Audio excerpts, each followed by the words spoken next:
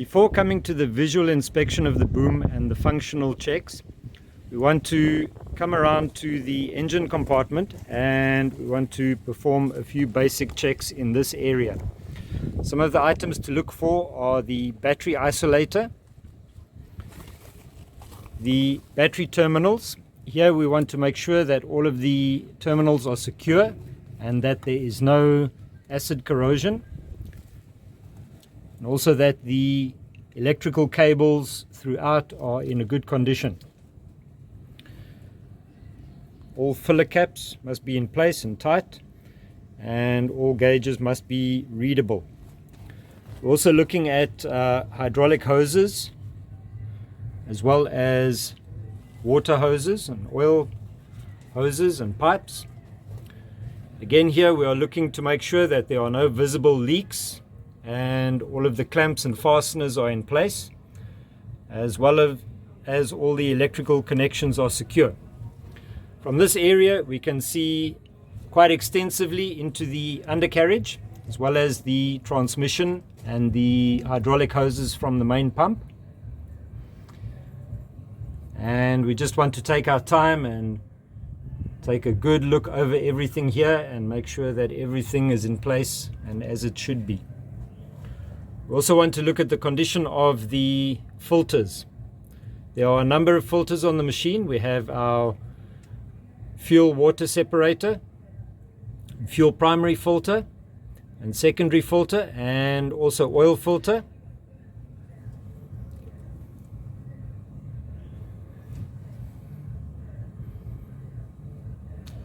Also, if there are any labels and warning signs in this area, we want to take note of them as well. Over here we have our primary air filter, and to make sure that everything is in place here. Other periodic checks may require us to open up and look at the condition of the air filter itself.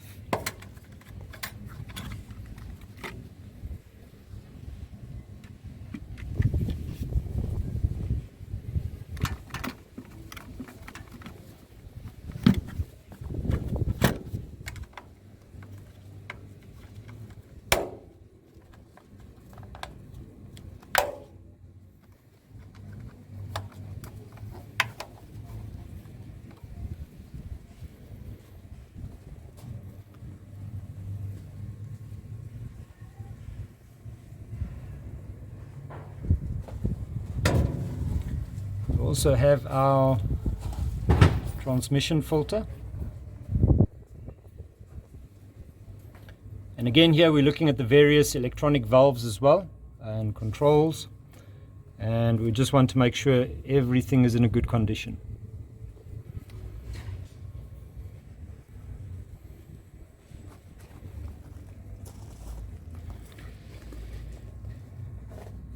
For checking of the oil level, we have our dipstick for our engine over here, and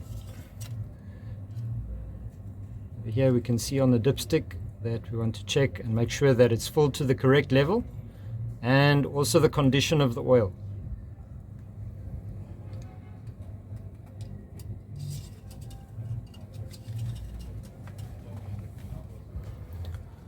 There's also a dipstick here for checking the transmission oil level. And if we take a look down there, we can see the cardan shaft and universal joint couplings. This is for your drive shafts to the axle.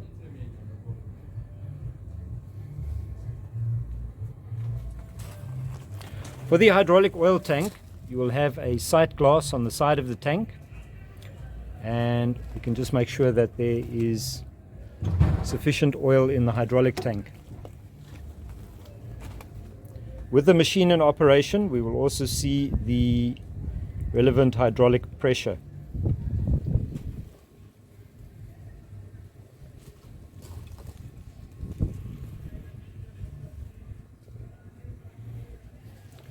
Moving a little bit further back, we have our radiator, and periodically we may need to just check the coolant levels.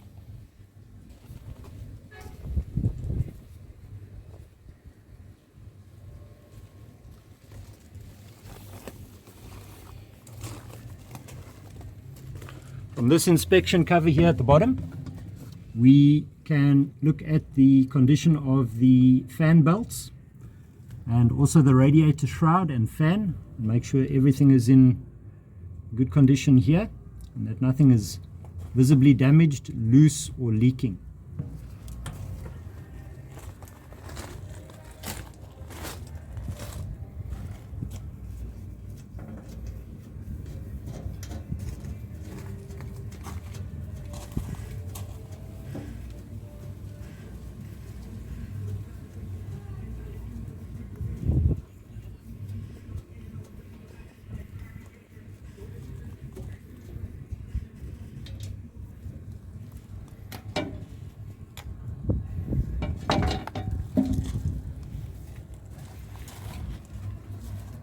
Over here we can see our radiator coolant top-up.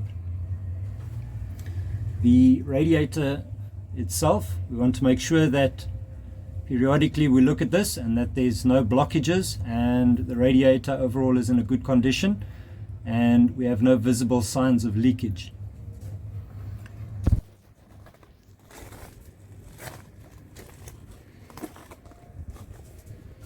Of course, there is also a filler cap on the radiator, and if we require to top up the water extensively, we will then need to elevate the boom and gain access to that area.